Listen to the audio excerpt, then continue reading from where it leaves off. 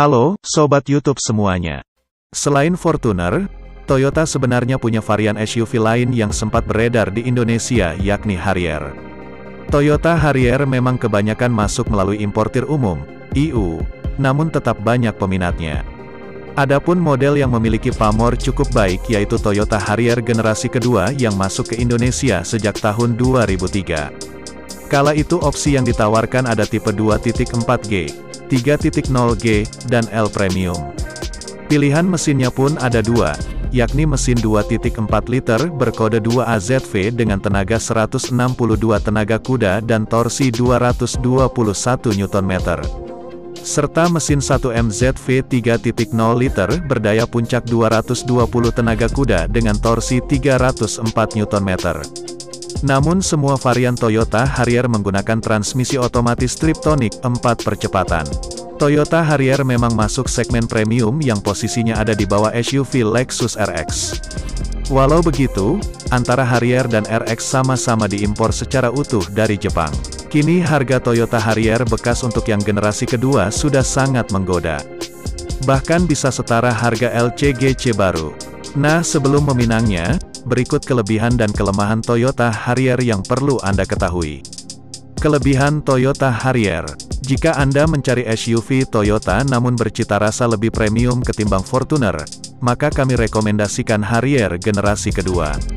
Tentunya kelebihan Toyota Harrier 2003 ini yang paling bisa dirasakan adalah cita rasa premium dari mobil tersebut. Apalagi kalau memilih Toyota Harrier 2.4L Premium. Tampilan luarnya terlihat lebih berkelas dengan grill vertikal serta logo berbeda dari kebanyakan mobil Toyota lain.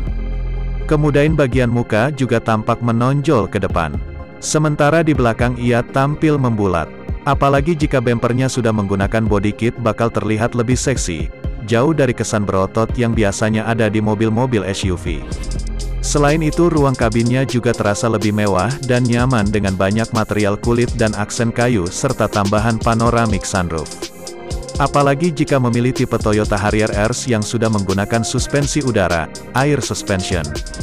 Maka kenyamanan selama berkendara adalah hal yang begitu dikagumi dari mobil ini. Kelemahan Toyota Harrier. Selain kelebihan tentu ada kelemahan dari mobil ini. Umumnya yang paling banyak dikeluhkan dari para pengguna Harrier generasi kedua adalah permukaan dashboard menjadi retak-retak. Ini akibat usia mobil yang memang tak lagi muda serta paparan sinar matahari ke dalam kabin.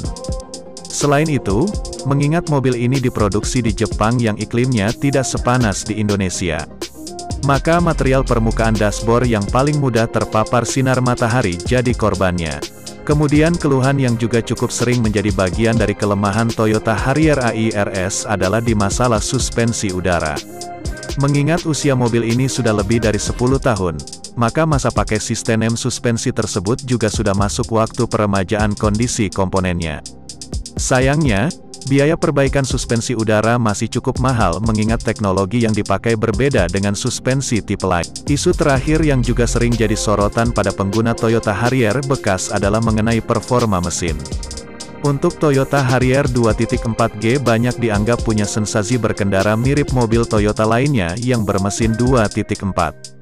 Namun untuk yang varian 3.0G memang memberikan pengalaman berkendara jauh lebih baik. Dengan beberapa kelebihan tadi, Toyota Harrier menjadi SUV premium yang menggoda untuk dimiliki.